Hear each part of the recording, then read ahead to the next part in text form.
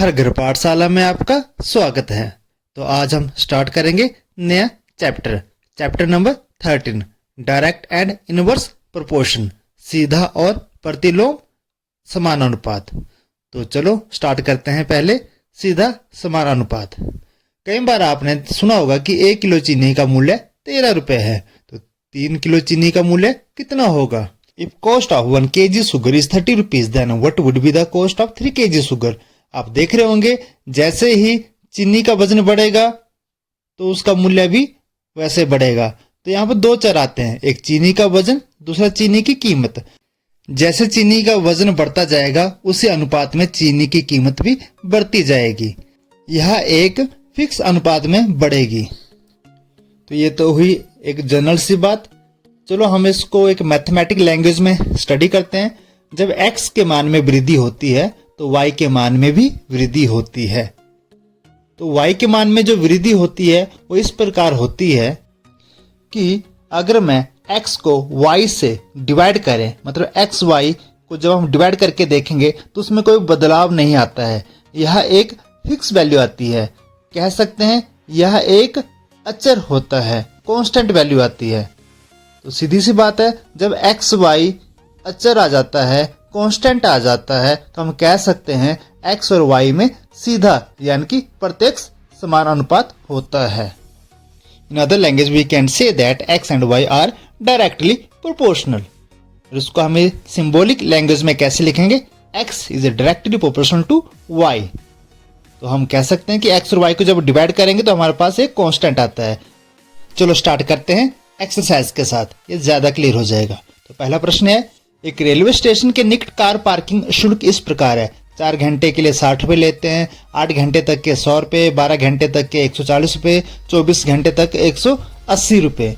मतलब जैसे जैसे टाइम पीरियड बढ़ेगा तो पार्किंग शुल्क भी बढ़ेगा। तो देखते हैं ये जो हमारा टाइम पीरियड और जो पार्किंग शुल्क है, जो दो चर हमारे पास आ रहे हैं, they are in the direct proportion. क्या यह प्रत्यक्ष समान अनुपात में है या नहीं है?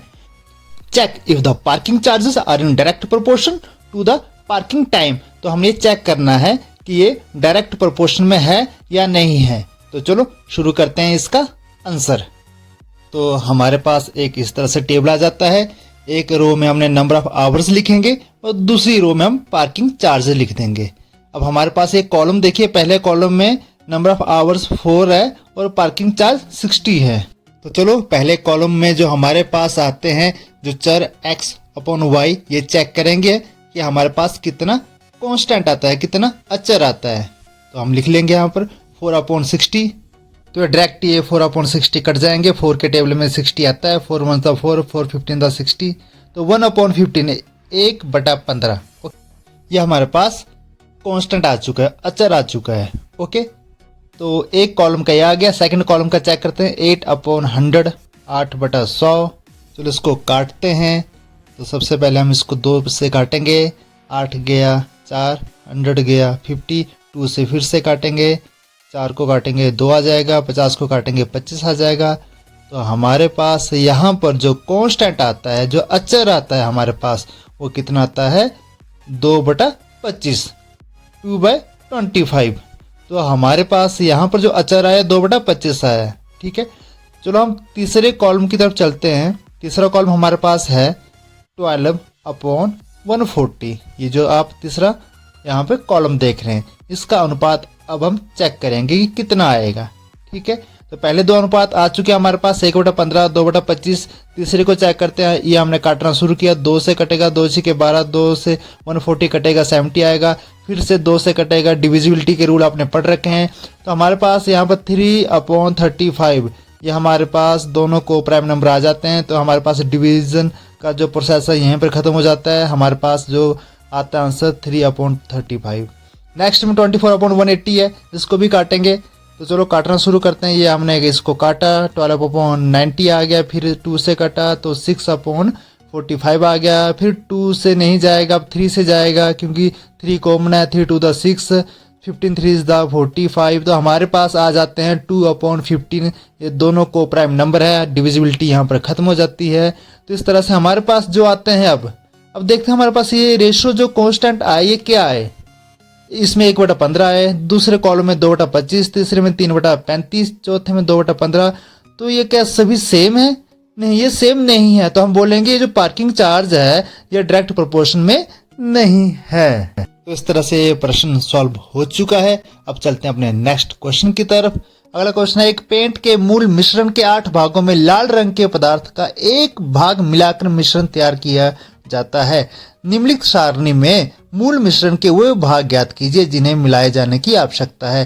जैसे लाल रंग के पदार्थ दे रखे हैं एक रो में, ठीक है ना, ये 1 है और मूल मिश्रण के भाग है 8। तो आगे बता रखा है कि आपने जो है अनुपात सेम रखना है, फिर आपने बताना है कि मूल मिश्रण के कितने भाग आएंगे। तो देखिए आप टेबल बनाएंगे, सबसे पहले हमारा काम है यहाँ पर टेबल बनाना, ठीक है। तो चलो हम यहाँ पे एक टेबल फ्रेम करते हैं। ये हमने टेबल बना दिया, इसकी आउटलाइन ले ली, बीच में हम एक और लाइन खींचेंगे। अब हम इसको डिवाइड करेंगे, इसके कॉलम बनाएंगे इसके, ठीक है। तो मैं एक टेबल यहाँ पर आपको कंस्ट्रक्ट करके बता रहा हूँ, ठीक है। तो आपने ऐसे टेबल बनाना है, सभी प्रश्न में आपने एक टेबल बनाना है। इसमें 2 रो तो बनेगी, कॉलम डिपेंड करते हैं कि आपके पास कितने वहाँ पर वैल्यूज दे रखी हैं, ठीक है। तो यहाँ पर हमारे पास जो ये वैल्यूज दे रखी हैं ये हम फिलअप करेंगे। तो पहले रो में हम लिखेंगे लाल रंग के पदार्थ के भाग, ओके, और दूसरे में लिखेंगे मूल मिश्रण के भाग। और अब हम इनकी वैल्यूज भर देंगे जैसी क्वेश्चन में दे रखी हैं। 1/8 दे रखी थी। अब सेकंड कॉलम में 4 दे रखा है बट x1 नहीं दे रखा है, तो x1 लिख लिया। तो x2 लिख लेंगे दूसरे में, x3 यहाँ पर x3 और यहाँ पर x4। तो हमने वैल्यूज निकालनी है, x1, x2, x3, x4 की वैल्यूज निकालनी है। देखिए ये जो प्रश्न है इसमें बता रखा है कि ये समान अनुपात में है, तो आपने इनकी वैल्यू निकालनी है। यहाँ पर हम आपको एक सिंपल मेथड बताएंगे कि किस तरह से आप इनकी वैल्यू फाइंड आउट कर सकते हैं, ठीक है ना। तो अकॉर्डिंग टू डायरेक्ट प्रोपोर्शन जो आपने स्टडी किया था शुरू में, जो हमने आपको बताया था कि किस तरह से समान अनुपात में होते हैं, तो आपको पता है जो एक वैल्यू जो हमारे पास है यहाँ पर, ठीक है ना, x1/4 ले लेते हैं, ठीक है। इसको ऊपर नीचे कर सकते हैं, हमने सेम रेशियो में लिखना है। अब जैसे टेबल में 4/x था, हमने क्या कर दिया, x/4 कर दिया। अब सभी को हम रिवर्स लिख लेंगे, ठीक है ना, सेम जैसे रेशो में लिखेंगे। हमारे पास x1 निकालना है, तो हम क्या करेंगे, 4 को उधर ले जाएंगे, डायरेक्ट मल्टीप्लाई हो जाएगा 8 से 4, तो 32 हमारे पास आ जाएगा। हमने किया क्या, हमने देखो ये हमें पता है कि समान अनुपात में है ये, तो हमने दोनों को इक्वल कर दिया यहाँ पर। अब जैसे हमारे पास x2 निकालना है, तो x2/7 है, तो किसके अनुपात के बराबर है ये 1/8 जो दिया था, ओके। तो हमने 7/x2 को रिवर्स किया, तो 1/8 को भी रिवर्स कर लेंगे, 8/1 लिख लिया। तो x2 की वैल्यू यहाँ पर आ जाएगी। ये तो मल्टीप्लिकेशन आपको आती है। हमेशा जो निकालना होता है वो हमने लेफ्ट साइड में लिखना होता है, इसलिए हमने इसको रिवर्स कर दिया, ओके, उल्टा कर दिया, लेफ्ट साइड में ही लिखा। अब जैसे x3 निकालना है, तो x3/12 है, तो किसके बराबर है, रेशियो किसके बराबर है, 1/8, तो 8/1 लिख लिया हमने। और x3 की वैल्यू निकालेंगे तो 12 को 8 से मल्टीप्लाई कर देंगे। कुछ नहीं किया, आप समझिए इस चीज को, है क्या, एक कॉमन सा मेथड यूज किया हमने x नीचे था उसको ऊपर कर लिया, रिवर्स कर दिया, तो रेशियो भी रिवर्स कर दी, ठीक है ना। हमने वैल्यू निकालनी है अपनी। इस तरह से आप x4 की भी निकाल सकते हैं। तो ये आप वैल्यू पुट अप कर दीजिए, हमारा जो क्वेश्चन यहीं पर सॉल्व हो जाता है कि जो हमारे पास वैल्यूज थी वो निकालनी है। हमें यहाँ पर समान अनुपात दे रखा था, 1/8 दे रखा था कि आपने यही रेशियो यूज करनी है, यही अनुपात यूज करना है, बाकी आपने वैल्यूज निकालनी है x1, x2, x3, x4 की। तो इस तरह से आपके पास ये वैल्यूज आ चुकी हैं और क्वेश्चन हो चुका है आपका सॉल्व, ओके। तो अब चलते हैं अपने नेक्स्ट क्वेश्चन की तरफ, क्वेश्चन नंबर 3। तो ये रहा स्क्रीन के ऊपर। प्रश्न 2 में यदि लाल रंग के पदार्थ के एक भाग के लिए 75 मिलीलीटर मूल मिश्रण की आवश्यकता है, तो मूल मिश्रण के लिए 1800 मिलीलीटर में हमें कितना लाल रंग का पदार्थ मिलाना चाहिए, ओके। तो इस क्वेश्चन को स्टार्ट करते हैं। If 1 part of the red pigment require 75 ml of the base, how much red pigment should be mix with 1800 millilitre of base. तो चलो पहले हम क्या बनाते हैं, यहाँ पर टेबल बनाएंगे इसका, ठीक है ना। तो टेबल बनाएंगे, टेबल में हम इनकी वैल्यूज पुट अप कर देंगे, ओके। तो चलो बनाते हैं इसका टेबल। टेबल बनाना मैंने आपको पिछले क्वेश्चन में सिखा दिया था, यहाँ पर हम बना बनाया टेबल आपको बता रहे हैं। पार्ट्स ऑफ रेड पिगमेंट, ठीक है। तो लाल जो हमारे पास मिश्रण था उसके जो भाग है वो लिख लिया हमने एक रो में, और सेकंड रो में हमने इसका पार्ट्स ऑफ बेस लिख लिया। हमें पता है जब पार्ट्स ऑफ बेस 75 थे तो पार्ट्स ऑफ रेड पिगमेंट 1 था। अब हमारे पास पार्ट्स ऑफ बेस 1800 हो गए, ओके। तो हमारे पास पार्ट्स ऑफ रेड पिगमेंट कितने होंगे, हम रेशियो में लिख लेंगे इसको 1/75 is equal to x upon 1800। समझ गए आप इस रेशियो को, क्योंकि समान अनुपात में है। हमने ये निकालना है, हमें एक वैल्यू दे रखी है, ठीक ना, 1800, हमने दूसरी वैल्यू निकालनी है। तो हम क्या कर देंगे, देखो निकालने वाली जो वैल्यू होती है उसको लेफ्ट हैंड साइड में ले जाना होता है। तो हमने इसको लिख लिया, लेफ्ट राइट हम चेंज कर सकते हैं इंटरचेंजेस को। अब हमने x की वैल्यू निकालनी है, ये आपको पता है, इधर हमारे पास डिवाइड है तो उस तरफ ये मल्टीप्लाई हो जाएगा। तो 1800 अपॉन 75 हमारे पास आ गया।